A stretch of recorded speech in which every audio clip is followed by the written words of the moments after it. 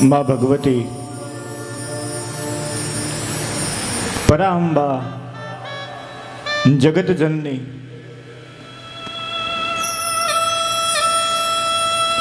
વિશ્વ ભાંડોદરી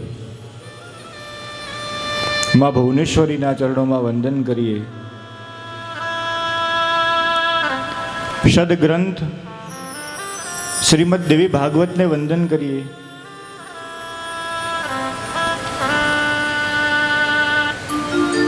પૂજ્ય સંત શિરોમણી શામજી બાપુના ચરણોમાં વંદન. જાદવ પરિવાર દ્વારા આયોજિત શ્રીમદ દેવી ભાગવત સપ્તાહ જ્ઞાન યજ્ઞ અને એ જ્ઞાન યજ્ઞના આજે ત્રીજા દિવસની આપણે શરૂઆત કરીએ.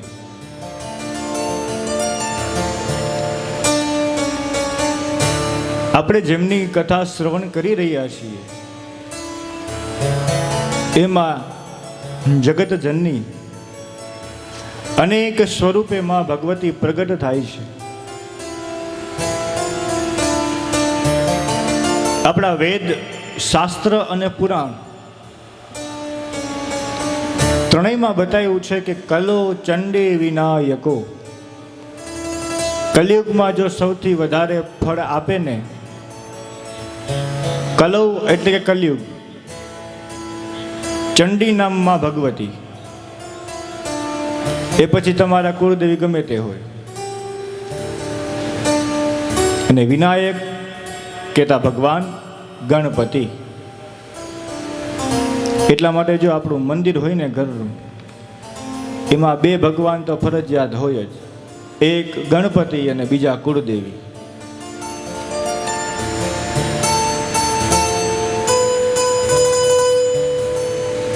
અને ત્યારબાદ આ કલિયુગના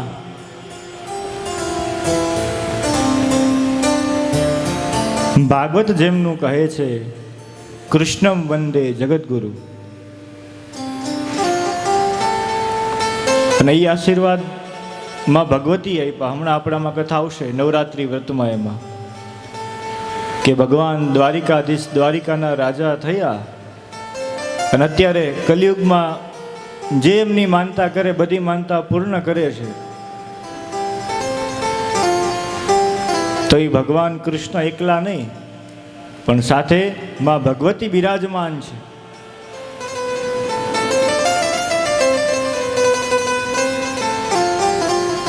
માટે આ કલિયુગ અને આ કલિયુગ રહેવાનો છે, કલિયુગ જવાનો નથી. બધા યુગના વર્ષ નક્કી છે. એમાં કલિયુગના વર્ષ છે 4,32,000 વર્ષ. અને દરેક યુગના 4 ચરણ હોય. તો હજી તો આ કલિયુગનું પહેલું ચરણ ચાલુ છે. કલિયુગે કલિ પ્રથમ ચરણે, એટલે કલિયુગને હજી પૂર્ણ થવામાં તો 3 વિભાજન બાકી છે. પણ આ કલિયુગમાં જો તમારે બધા જ દોષોથી દૂર રહેવું હોય અને આ કલિયુગનો પ્રભાવ તમારા જીવનમાં ન પડે, તો એના માટે એક જ ઉપાસના માં ભગવતીની સૌ પ્રથમ છે. આપણા જીવનમાં 2 ઉપાસના હોવી જોઈએ, એક ભગવાનની અને બીજી ભગવતીની.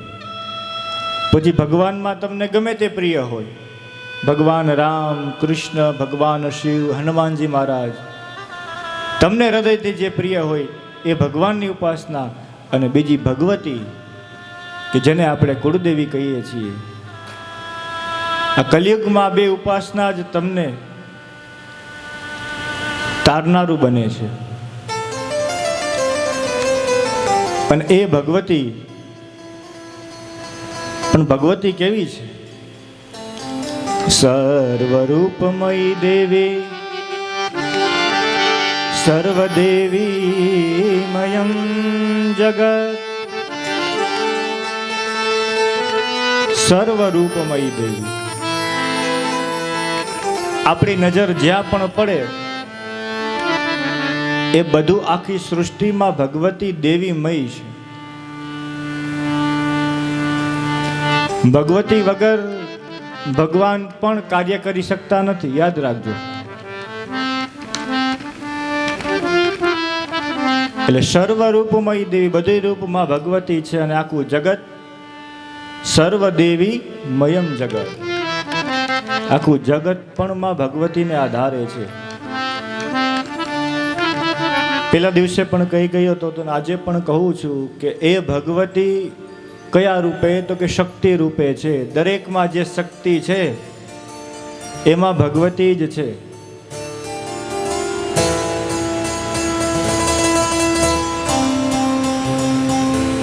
આપણા આચાર્ય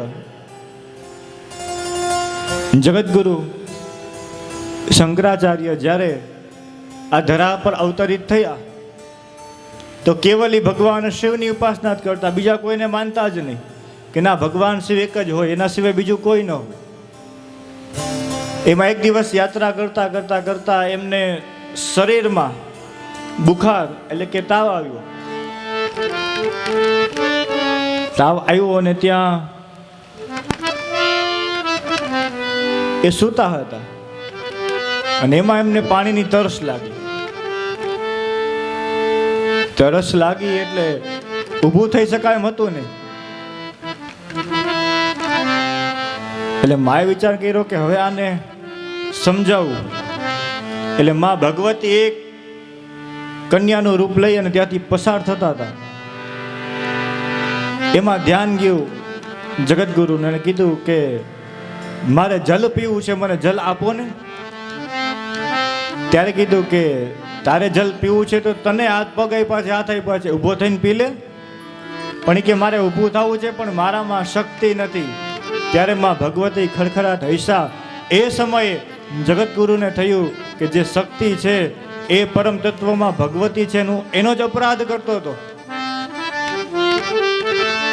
અને ત્યારે સમજાણું. ત્યારે જગતગુરુએ જે સ્તોત્રની રચના કરી એનું નામ છે દેવી અપરાધન ક્ષમાપન સ્તોત્ર.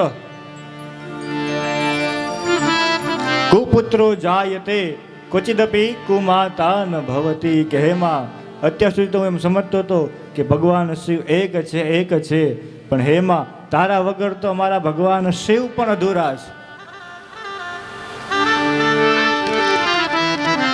અને એ સ્તોત્રમાં લખ્યું છે ભવાની તત્ પાણી, કે માં ભવાનીએ હે ભગવાન શિવ તમારી સાથે પાણી ગ્રહણ કર્યું પછી ભગવાન શિવ પૂજનીય બન્યા. એટલે યાદ રાખજો માં ભગવતી વગર બધું જ અધૂરું છે. અને એવી માં ભગવતી છે અને એની આપણે કથા શ્રવણ કરી રહ્યા છીએ. યાદ રાખજો આપણને આપણા ઋષિ મુનિઓએ આ કથારૂપી ગંગા આપી છે અને એક ગંગા આપણી ભાગીરથી ગંગા છે. તો આપણા શાસ્ત્રમાં બેની સામ્યતા કરી કે આ બે ગંગા તારે છે, તો કે હા બે ગંગા તારે તો છે પણ થોડી સામ્યતા છે.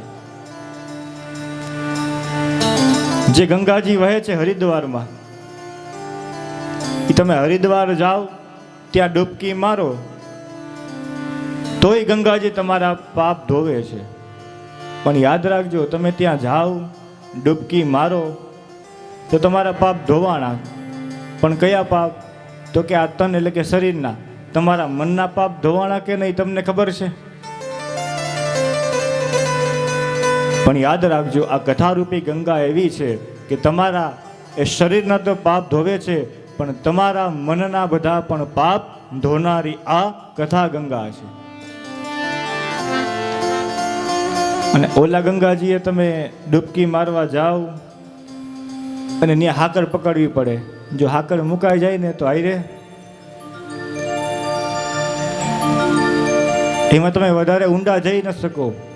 પણ કથારૂપી ગંગા એવી છે કે આમાં તમે જેટલા ઊંડા ઉતરો એટલું તમને માં ભગવતી અને ભગવાન પ્રાપ્ત થઈ જાય છે. એવી આ કથારૂપી ગંગા છે અને એ આપણે શ્રવણ કરીએ છીએ.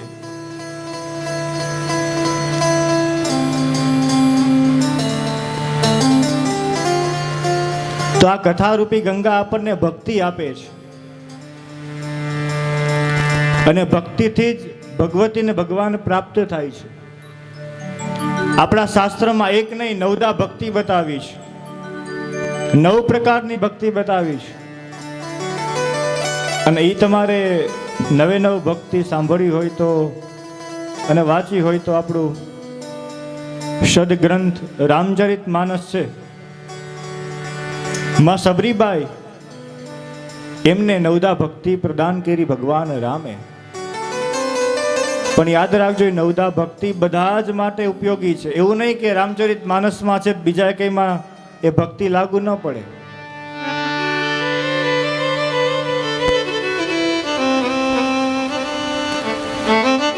અને સુંદર એ 9 ભક્તિ, એમાં પેલી 2 ભક્તિ છે આપણા જીવનમાં ઉતારવા જેવી છે. એને સુંદર 2 ચોપાઈ છે.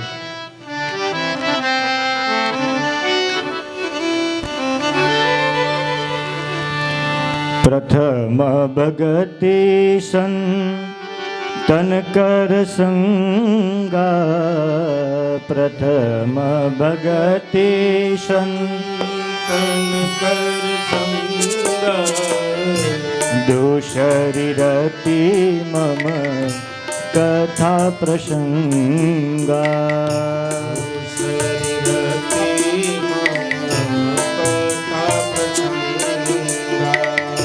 પ્રથમ ભગતિ સંતન કર સંગા,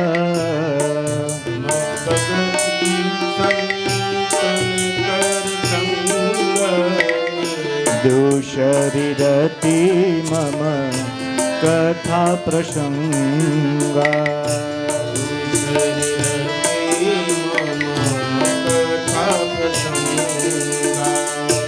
મંત્ર જાપ મમ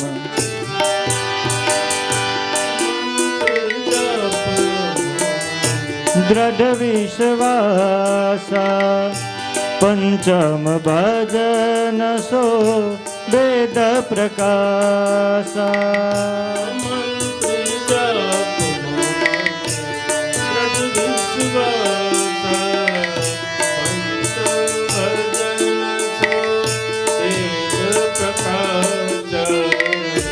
છઠમ દમ શીલ બિરતિ કરમાં, છઠમ દમ શીલ બિરતિ કરમાં, નિરંતર નિરંતર સજ્જન દરમાં, નિરત નિરંતર સજ્જન દરમાં.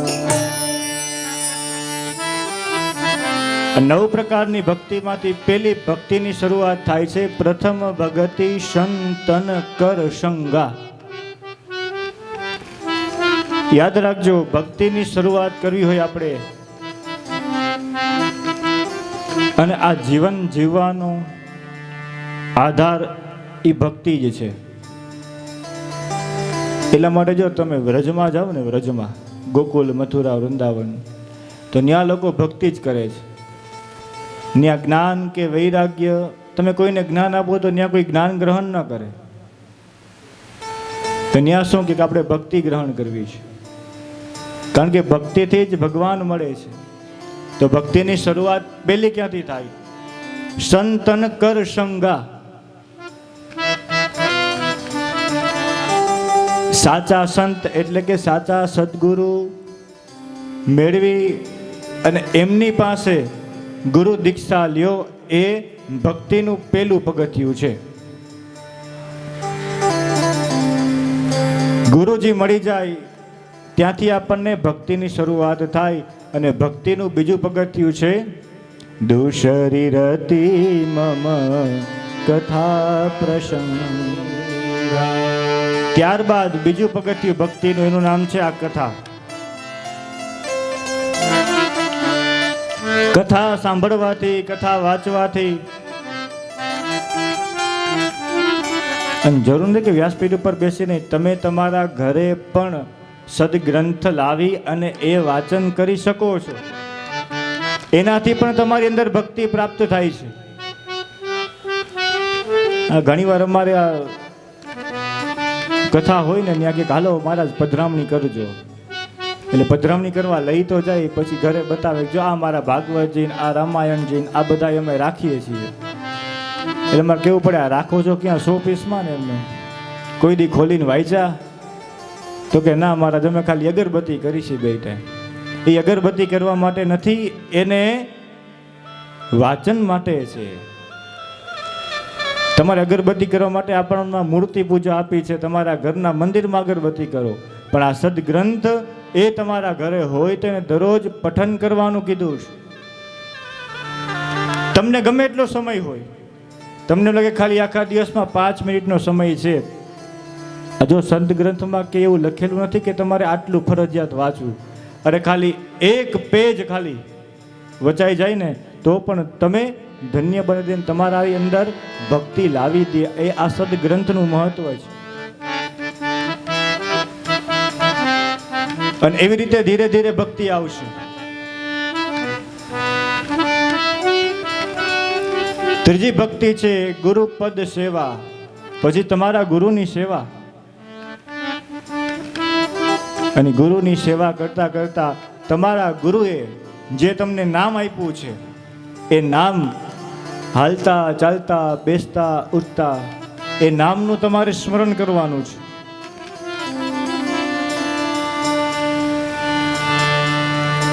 અને સ્મરણ થાય ને ત્યારબાદ ગુરુ મંત્ર પછી આપે. અત્યારની જેમ નથી, અત્યારે તો ગમે એ ગુરુ બની જાય છે સીધો મંત્ર આપી દે છે. એ મંત્ર ગમે એમ જપો, મંત્ર ગમે એમ ન જપાય. યાદ રાખજો, ગુરુજી મંત્ર આપે હંમેશા કાનમાં અને ગુપ્ત મંત્ર જ હોય, જાહેરમાં મંત્ર ન આપે.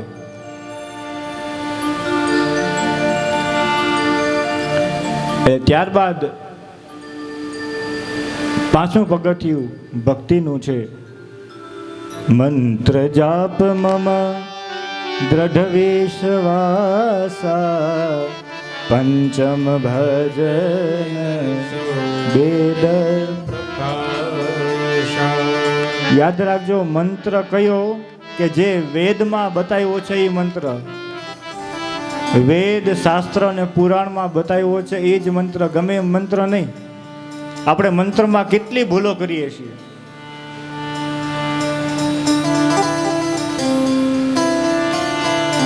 અને સૌથી મોટી ભૂલ તો આપણે ભગવાન કૃષ્ણના મંત્ર પ્રણતઃ ક્લેશ, એ પાછળ હ કોને લગાવ્યો કઈ ખબર પડતી નથી. આખું ભાગવતજી વાંચો એમાં પાછળ બતાવ્યો જ નથી. કૃષ્ણાય વાસુદેવાય હરએ પરમાત્મને પ્રણત, પાછળ હ છે જ નહીં. યાદ રાખજો, પાછળ ખાલી હ લગાડવાથી કેટલો ફેર પડે. તમે બધા બોલતા હોય શ્રી કૃષ્ણ શરણમ મમ, આટલું બોલો ને. ઘણી વાર શ્રી કૃષ્ણ શરણમ મમ હ પાછળ હ બોલો ને તો એનો અર્થ શું થઈ જાય? આ સંસ્કૃત છે કે ભગવાન કૃષ્ણ મારા ચરણમાં છે, ખાલી હ લગાડો તો એટલું થાય. હવે વિચાર કરો, આપણે મંત્રમાં ભૂલ કરી તો શું થાય? એટલા માટે ખાસ એક સલાહ આપું કે મોબાઈલમાં જોઈને સીધો ક્યારેય મંત્ર ચાલુ ન કરી દેવો. રીલ્સમાં આવે કે આવું કરશો તો આમ થઈ જશે, કારણ કે આમાં દરરોજ સવાર થાય ને ત્યાં 1000 જ્યોતિષી જાગે છે કે તમે આમ કરો આમ કરો. એમ ન કરાય. મંત્ર તમારે જપવો છે, તમારા ગુરુ પાસેથી જે મંત્ર લેવાય, કોઈની પાસેથી લેવાય નહીં. અને એ રીતે તમે તમારી અંદર ભજન વધારો તો તમારી અંદર ભક્તિ આવશે. આ ભક્તિનું મહત્વ, ભક્તિનું પ્રમાણ એ બધું આપણને કથામાંથી મળે છે. અને કથા આપણે શ્રવણ કરી રહ્યા છીએ માં ભગવતીની. અને માં ભગવતી, કાલે આપણે કથા સાંભળી ગયા કે એણે ભગવાન વિષ્ણુ ઉપર 2 વાર કૃપા કરી. એટલે ભગવાને પહેલી વાર હયગ્રીવ રાક્ષસનો સંહાર કર્યો, અને પછી એ જ ભગવાન વિષ્ણુએ મધુ અને કૈટભ નામના 2 રાક્ષસને ભગવાને માર્યા. અને ત્યારબાદ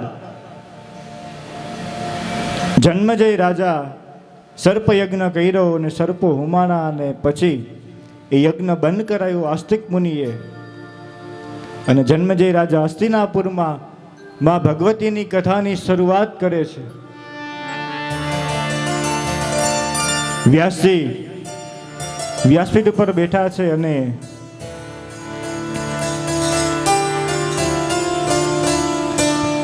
જન્મજય આદિ બધા જ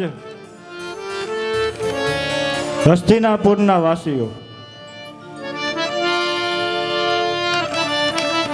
ભગવતીની કથા સાંભળવા બેઠા છે.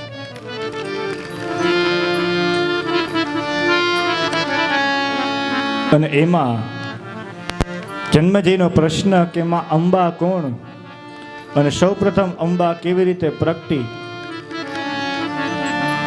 અને એમાં ભગવતી આપણે કાલે દર્શન કર્યા. સૌ પ્રથમ માં ભગવતીનું એક સ્વરૂપ, એનું નામ છે માં ભગવતી ભુવનેશ્વરી.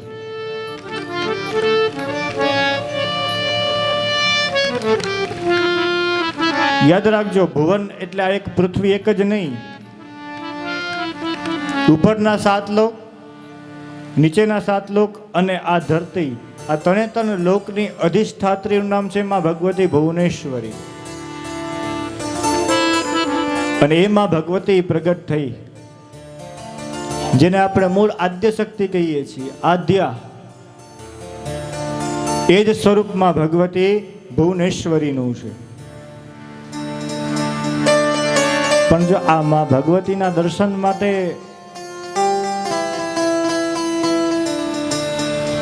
ઇન્દ્ર, બ્રહ્માજી, ભગવાન વિષ્ણુ અને ભગવાન મહાદેવ ત્રણેય જાય છે, પરંતુ જેવા માં ભગવતીનો જ્યાં દરબાર, જ્યાં ભગવતી નિવાસ કરે, જેનું નામ છે મણિદ્વીપ ધામ, ત્યાં અંદર પ્રવેશ કરવા જાય ત્યાં ત્રણેય દેવો એ સ્ત્રી બની ગયા. હવે આ આપણને શીખવે છે કે માં ભગવતીની ઉપાસના કરવી હોય ને તો સ્ત્રી જેવું બનવું પડે, પુરુષ બની અને ન થાય. શું કામે? કારણ કે પુરુષનો સ્વભાવ હોય, અહંકાર હોય, એનામાં અઢંગતા હોય કે હું જ કરું છું,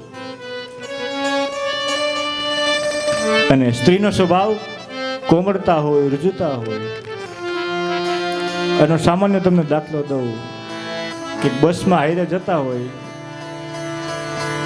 એમાં 3ની સીટ હોય ને તો એમાં 3 જ ભાઈઓ બેઠા હોય, ચોથાને બેહવા ન દે પુરુષો. પણ સ્ત્રીઓ જો 3 બેઠી હોય ને તો એમાં હજી એકને હાઈરે બેહાડી દે. આ કોમળતા, એનો સ્વભાવ છે રુજુતાનો. એટલે તમે માં ભગવતીની ભક્તિ માટે એ કોમળ બનવું પડે, રુજુતા બનવું પડે.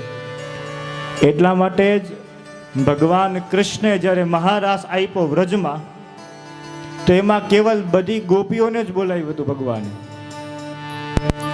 કે મહારાષ્ટ્રમાં આવવું હોય તો ગોપીને જ અધિકાર છે, એમાં પુરુષ કોઈ નહીં.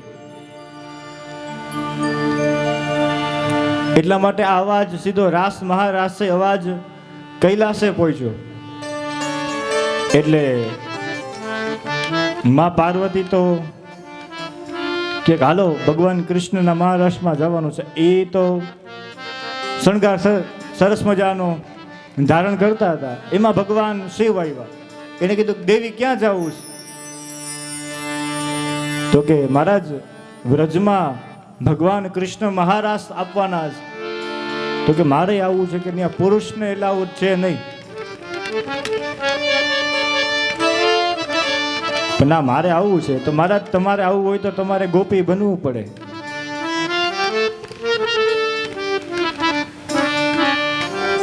અને આ જાણીતો પ્રસંગ છે કે ભગવાન શિવ ગોપી બન્યા.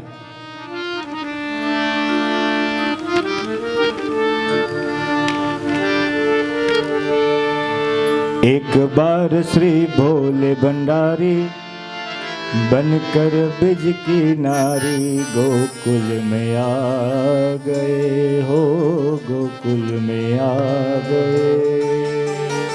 पार्वती ने मना किया पर ना माने त्रिपुरा રે ગોકુલ में आ गए गोकुल में आ गए। તો પણ ભગવાન શિવ આવ્યા, પણ રૂપ કેનું? તો કે ગોપીનું લીધું. પછી બીજું નરસિંહ મહેતા, એણે ભગવાનની ભક્તિ કરી, તો ભગવાનની ભક્તિમાં પણ પોતે ભગવાન માટે કીર્તન લખ્યું. તો શું લખ્યું? મેં કાનુડા તોરી ગોવાલણ. બાકી નરસિંહ મહેતા લખે એમ લખે ને કે હે કાનુડા હું તારો ગોવાળિયો છું, પણ એને લખ્યું કે હું ગોવાલણ. યાદ રાખજો, ભગવાન હોય કે ભગવતી હોય, ગમે એની ભક્તિ કરવામાં તમારે આગળ વધવું હોય ને, તો એમાં તમારે સ્ત્રી ભાવ જ રાખવો પડે, કોમળતા, રુજુતા. એમાં અહંકાર ચાલે નહીં, અઠંગતા ચાલે નહીં. એટલા માટે અહીં જો દેવ ભાગવતમાં બતાવ્યું છે કે 4 દેવતાઓ પણ સ્ત્રી બની ગઈ. બધા એકબીજા સામું જોવા લાગ્યા કે આ શું થઈ રહ્યું છે. અને એમાં બરાબર જે અંદર ગયા ત્યાં તો સન્મુખ રક્તાંબરમ ધરમ માલ્યામ, માં ભગવતીનું સ્વરૂપ જોયું. લાલ વસ્ત્ર, લાલ હાથ, હાથમાં ત્રિશુલ, અષ્ટભુજારી. જેવા માને જોયા હતા તો બે હાથ જોડીને બધા દેવતા ઉભા છે કે આ માં ભગવતી આપણને પણ જે શક્તિ આપે છે એ માં ભગવતી, આ ભુવનેશ્વરી છે.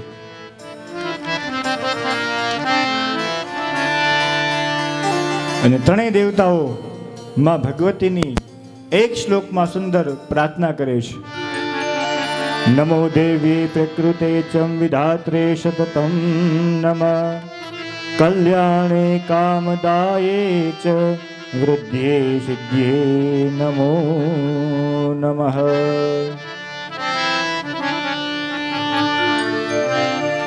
કે હે માં ભગવતી આપ કોણ છો? પ્રકૃતિ રૂપા છો,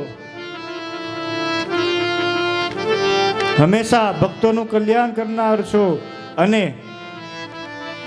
અભય અને વરદ આપનાર એવી માં ભગવતી તમે છો. આપના દર્શન થયા છે, અમે ધન્ય થઈ ગયા છીએ. હવે મા પાસે માના દર્શન કરવા ગયા હોય તો આપણે કંઈક લઈ જવું પડે ને. માને શું ધરીએ આપણે? માને શું પ્રિય છે? તમે તમારા કુળદેવી માટે લઈ જાઓ તો છો ને. જો માને બીજું કાંઈ નહીં, ખાલી એક ચુંદડી ધરો ને તો માં પ્રસન્ન થઈ જાય છે. એમ અહીંયા 4 દેવતાઓ માં ભગવતીને સુંદર મજાની ચુંદડી અર્પણ કરે છે. આ અંબાની ચુંદડી ચમકે છે.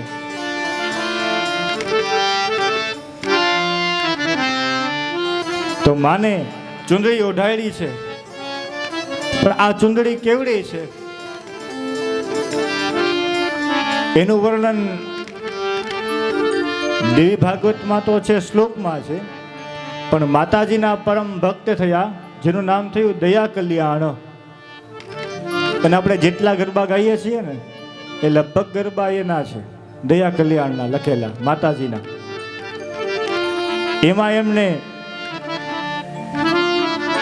ઉપાસનામાં બેઠા હતા અને એને માની ચુંદડી દેખાણી કે માતાએ ચુંદડી કેવી છે. સામે દર્શન થાય છે ને એ લખે છે. તો આમાં ભગવતી ભુવનેશ્વરી જે અંબા છે ચુંદડી કેવી છે સુંદર, એને ગરબો લખ્યો છે મા ભગવતીનો. અંબાની ચુંદડી ચમકે છે,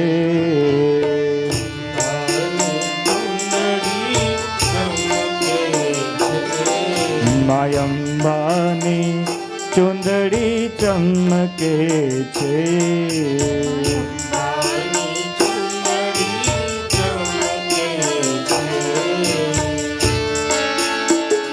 એ તમા ચુંદડીનો ચમકાર મોરી માં તારા,